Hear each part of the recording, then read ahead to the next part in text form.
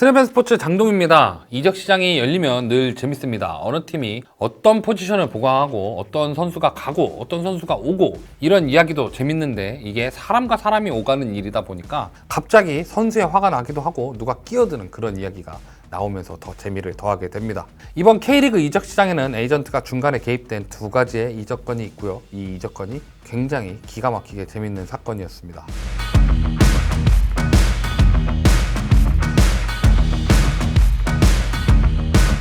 강원과 야고 그리고 울산 HD. 강원FC가 2023 시즌 포르투갈 포르티모넨스에서 야고라는 스트라이커를 임대 영입합니다. 그 해에는 정말 이 선수가 외국인 선수가 맞나 싶을 정도로 엉망진창 경기력을 보여줬고, 그래서 올해 활약이 기대가 안 되는 선수 중 하나였는데요. 올 시즌 상반기에만 9골을 넣을 정도로 환골탈태를 했고, 임대계약 만료가 다가오는 만큼 강원도 야고의 완전 영입을 준비를 했습니다.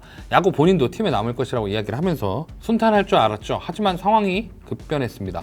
울산이 야고 영입을 앞두고 있고 야고도 팀을 떠날 것이라는 이야기를 하면서 상황이 이상하게 돌아갔습니다. 당연히 강원은 당황을 하면서 김병지 대표가 울산 구단을 우회적으로 비판을 했고, 야고의 K리그 이적 대리인인 에이전트도 당황하는 일이 일어났습니다. 이게 어떻게 된 일이냐면, 야고는 포르티모넨스, 이 포르티모넨스에서 빌려온 선수입니다. 현재 소속팀은 강원이지만 원 소속팀은 포르티모넨스죠. 그리고 야고의 K리그 내 이적 전권을 위임받은 것 류스포츠 류기태 에이전트입니다. 하지만 야고의 울산행은 류기태 에이전트가 아닌 다른 에이전트가 포르티모넨스로부터 위임장을 받아서 단독으로 진행을 했고, 야고도 같은 뜻으로 임하면서 문제가 생긴 겁니다. 그러니까 다른 에이전트는 구단 간 협상은 가능하지만 개인 간 협상은 류기태 에이전트에게 권한이 있었고, 포르티모넨스에서도 해당 에이전트에 대해 알아보니 신뢰도가 떨어져서 다시 류기태 에이전트에게 이적 추진을 맡기려고 했습니다. 하지만 류기태 에이전트는 야고가 자신에게도 숨긴 채 이적을 진행하려는 사실에 배신감을 느꼈고,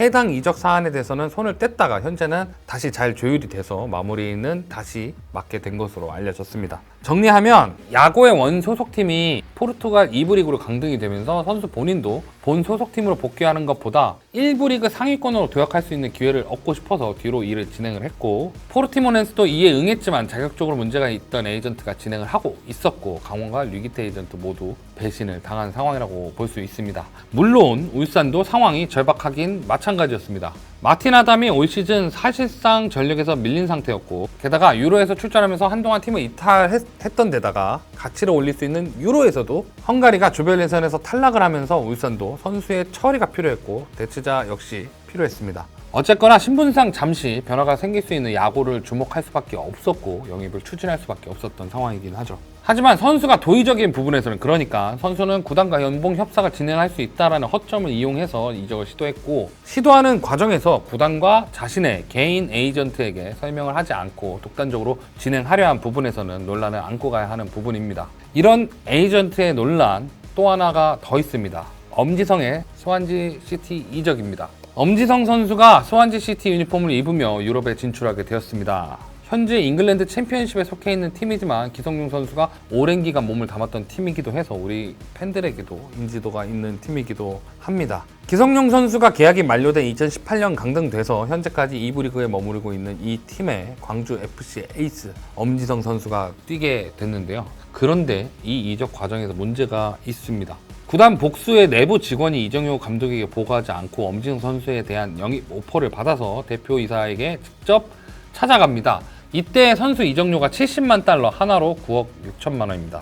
K리그 구단 내로 이적을 해도 이것보단 더 받을 수 있는 선수가 왜 이 정도 가치밖에 못 받았을까요? 앞서 엄지성 영입 오퍼를 들고 온 복수의 직원이 특정 에이전트에게 협상 독점권을 줬기 때문입니다. 애초에 엄지성은 잉글랜드 2부에서도 두세 개 팀의 관심을 동시에 받고 있었던 상황인데 그것을 숨기고 오퍼를 전달한 것이죠. 선수의 계약 기간이 1년 반 남았으니 빨리 이적을 시켜야 한다며 노동일 대표에게 얘기를 했고, 노동일 대표가 이정효 감독에게 이를 전달하면서 그제서야 이정효 감독도 상황을 알게 되었다고 합니다. 특히 엄지성 선수는 엄원상 선수 이후 광주의 프랜차이즈 스타로서 이정효 감독의 축구에서도 현재 중추적인 공격 자원으로 활약하고 있고 중심 선수로 생각하는 와중에 감독의 구상을 빌리지 않은 이적 이야기가 나오면서 이정효 감독도 크게 당황한 것으로 알려져 있습니다.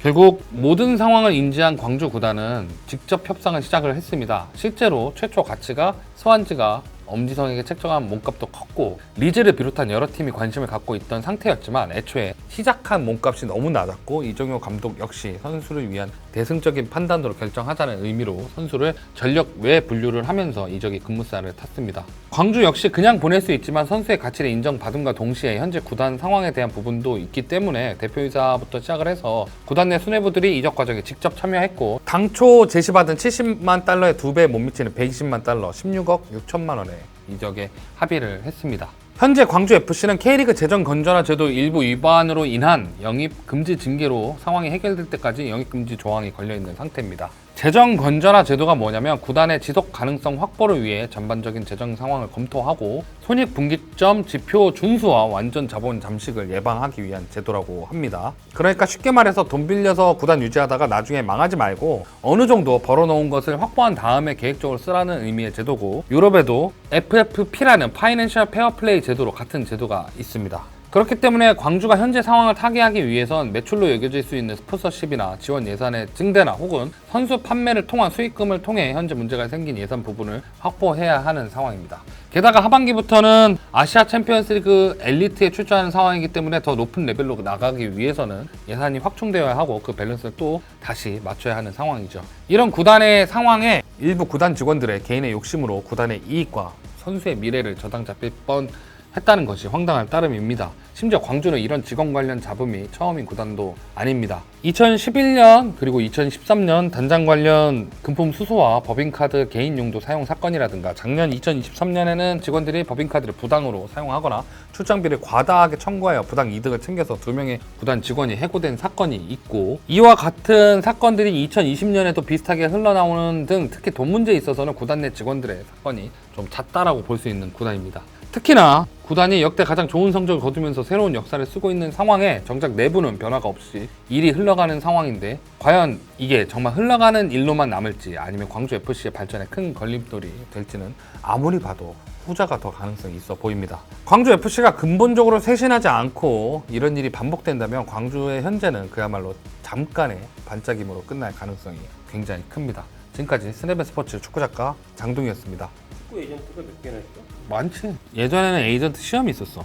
피파에서 하는 시험이 1년에 한 번이었나? 올 영어. 그리고 법 관련 문제가 되게 많았고. 근데 이 자격증의 가장 큰 문제가 이 자격증을 갖고 있는 사람이 대리의 대리를 쳐요. 그러니까 위임장을 쓰는 거야. 이 업무를 대신 봐주는데 이 서류에 대한 직위는 나를 통해서 나간다.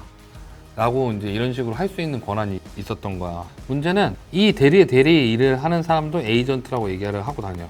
그러니까 여기서 에이전트 사기가 일어나는 거지. 그러니까 비공인 에이전트가 나오는 거지. 그래서 처음에는 에이전트 시험을 없앴어. 피파 공인 에이전트를 만들려고 했었는데 피파 공인 에이전트를 해봐야 몇 명 안 생기고 해봐야 자꾸 에이전트 사고가 나니까 나중에는 지금 현재는 그 등록 에이전트로 바꿨어. 에이전트 자격을 부여하고 이제 갱신하는 제도로 바꿨고 에이전트가 통일이 잘 안 돼. 통일이 잘 안 되니까 남미나 유럽 애들이 가족이 이렇게 에이전트 하는 경우가 많아. 일본도 의외로 가족이 에이전트 하는 경우가 많고, 그러니까 뭐 내 동생이 축구 선수인데 그냥 축구 선수면 모르겠는데 세계적인 축구 선수가 됐어. 국가대표 에이스가 됐어. 그러면은 이 모든 가족들이 얘 덕분에 일을 하는 시스템으로 가는 거지.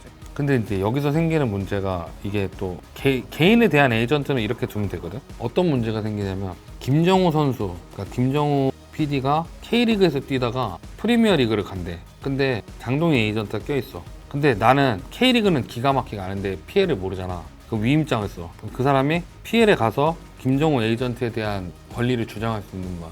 그러니까 계약 관계가 너무 복잡하게 흘러가는 거야. 지금 이 경우가 뭐냐면 사실은 되게 많아. 이렇게 벌어지는 사건 되게 많아.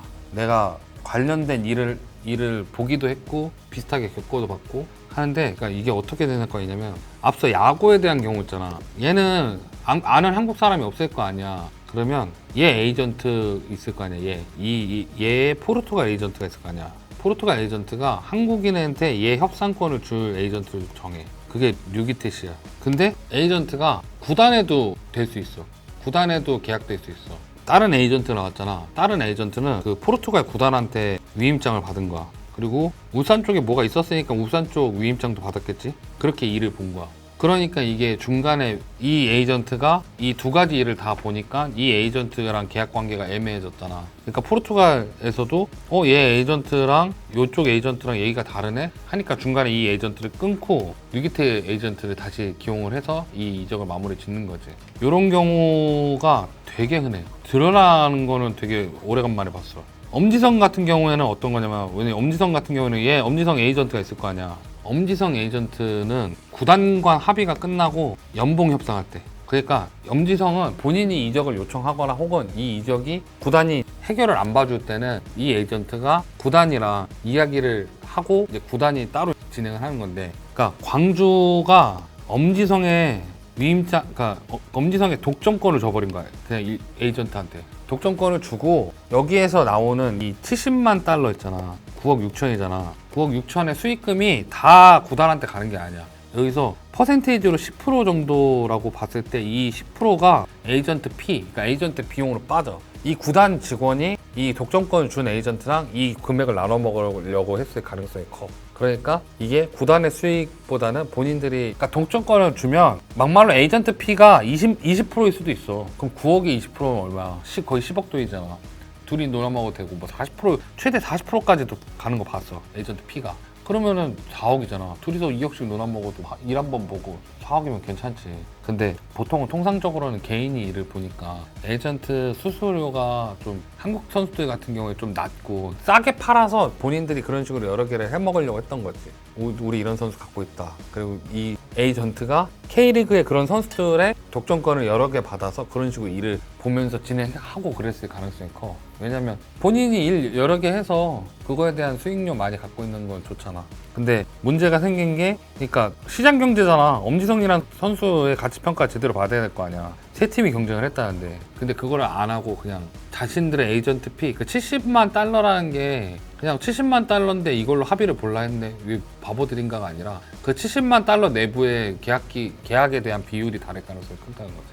에이전트 피가 굉장히 세게 잡혀 있고, 얘네 입장에서 70만 달러만 주고 그걸 구단에 얼마를 주고 에이전트 수수료를 얼마 갖는지 관심이 없고, 구단에 얼마 정도 이렇게 뭐 가는 거고.